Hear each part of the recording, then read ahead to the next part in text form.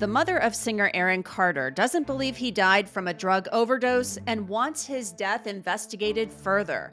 I'm Angenette Levy, and welcome back to Sidebar here on Law and Crime. Aaron Carter was found dead in a bathtub in his home in Los Angeles last November. Since that time, TMZ has reported the LA County coroner did not find water in his lungs, meaning he didn't drown. Carter's mother, Jane Schneck, posted photos on Facebook that show the bathroom where her son was found. She wrote on Facebook, "Because of my son's mental illness and prescription drug issues, the cops, just wanted it to be something easy that they didn't have the time or inclination to address."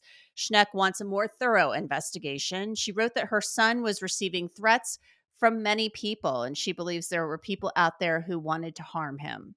So, joining me to discuss this issue and the death of Aaron Carter is Joseph Scott Morgan. He's a forensic death investigator and also the host of the Body Bags podcast. Joseph, welcome back to Sidebar. Thanks for coming on.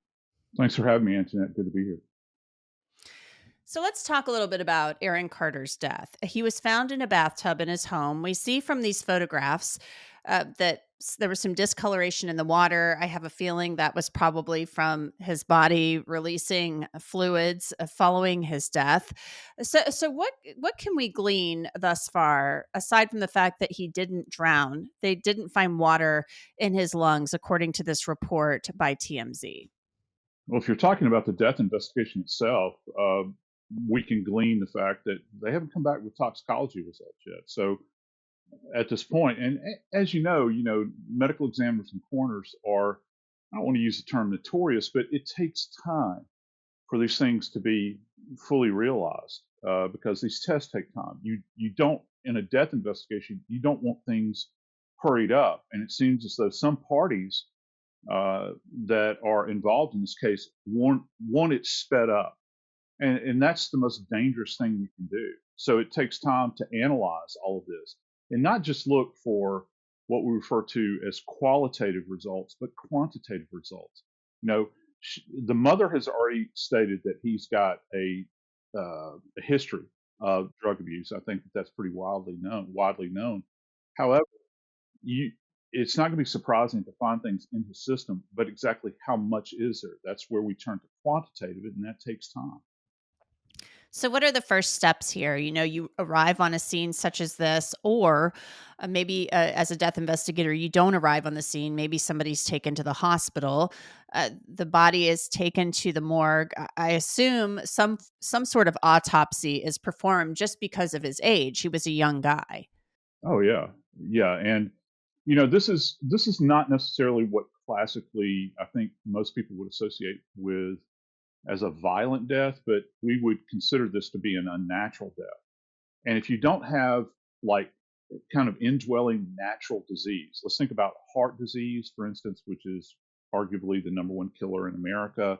You don't have some kind of respiratory issue or something like that, and you have a private physician that's willing to sign the death certificate, there will be an examination. Now, to what degree they did this examination is still in question. We've got a big indicator there. The mother has stated that there was no water found in his lungs. The only way that that can be assessed is by conducting a full autopsy where the body's open and methodically each organ system is examined and samples of those organ systems are taken. And not only are they going to do toxicology, they're going to do histology, which means when we take those little bits of organs at autopsy, they'll cut them into very slight pieces and place them on a microscopic slide and look at them under the gaze of a microscope, highly magnified, and that way you can see if there's any kind of indwelling processes going on, whether it be disease or something unnatural that's occurring that can give you a specific indicator as to what the cause and perhaps manner of death is.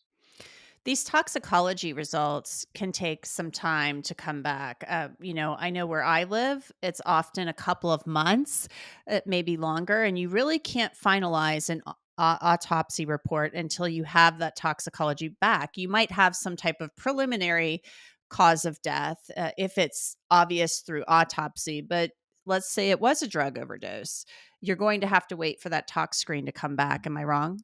Oh no, no, you're absolutely right, and you want that because that's going to be key to everything here.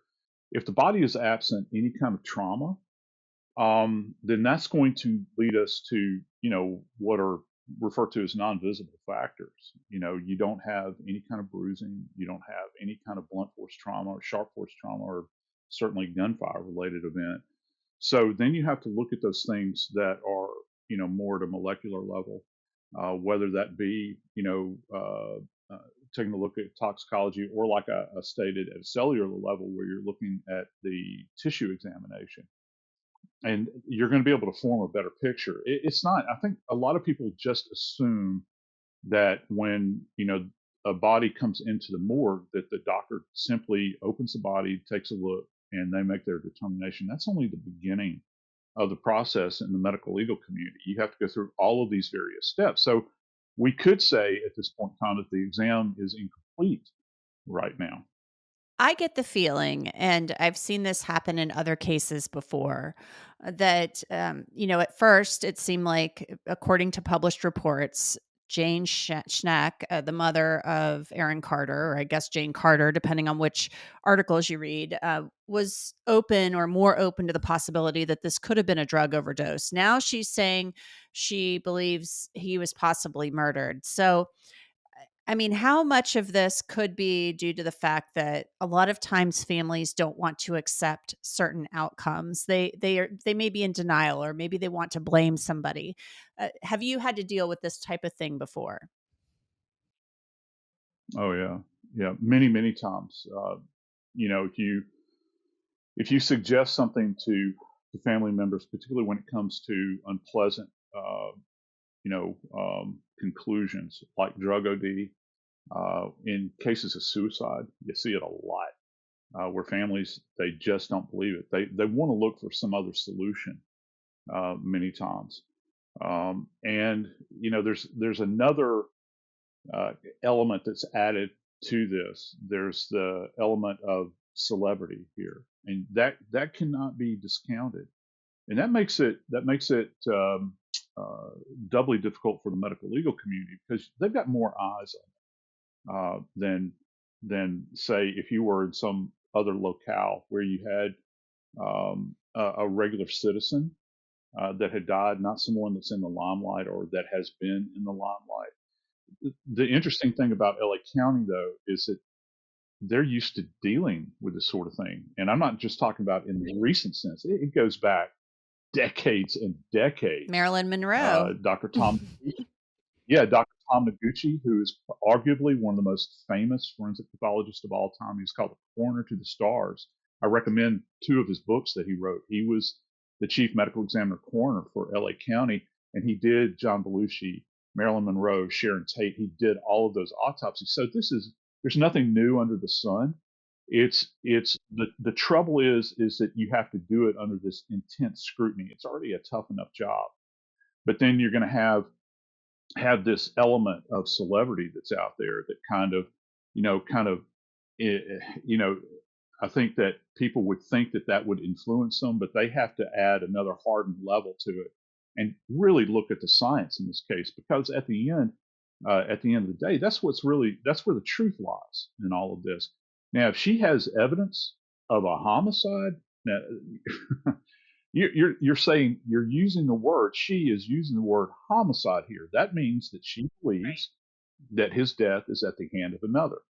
My suggestion at this point is that she needs to specifically talk to the detectives and tell them specifically who she believes committed this homicide. And it can't be some phantom. If you have direct knowledge of this, tell them, who is it? I wonder if they've questioned her about that. If she's saying this, because that's not something that the police take lightly. You start throwing around the word homicide or murder, they're going to come talking to you because they want to know. They want to know if there's a killer on the loose. Joseph, finally, Aaron Carter's body was cremated. So if you wanted an independent second autopsy, that's not happening. Nope, nope, not going to happen. And that's a decision that the family made at that moment in time to have him cremated. And so what you're left with, we go back to the start of this conversation earlier, those little tissue samples. photos that they took at autopsy, as far as the mortal remains are concerned, that's all that's left, Angenette. There might be a few specimens left um, in total that haven't been sampled for histological examination. They might can use some of that, but you're going to have those slides. You're going to have the results of the toxicology. There might be some sample left at the lab for further toxicological examination. You're going to have the photos from the autopsy that they took. I don't know if anyone from LA County went out and took photos at the scene. These photos that she has presented, again, as I've earlier stated, no one can verify the provenance of these photos. So, it draws into question, where did these come from? Who provided those? That sort of thing. So, did the authorities come out and take photos? So, do you have an official record, if you will, where you had someone taking photos that knew what they were doing? Well, we will wait for that final determination on the cause of death. Joseph Scott Morgan, forensic death investigator and host of the Body Bags podcast. Thanks so much again for being on with us and for talking with us as always. You bet, Angenette, anytime.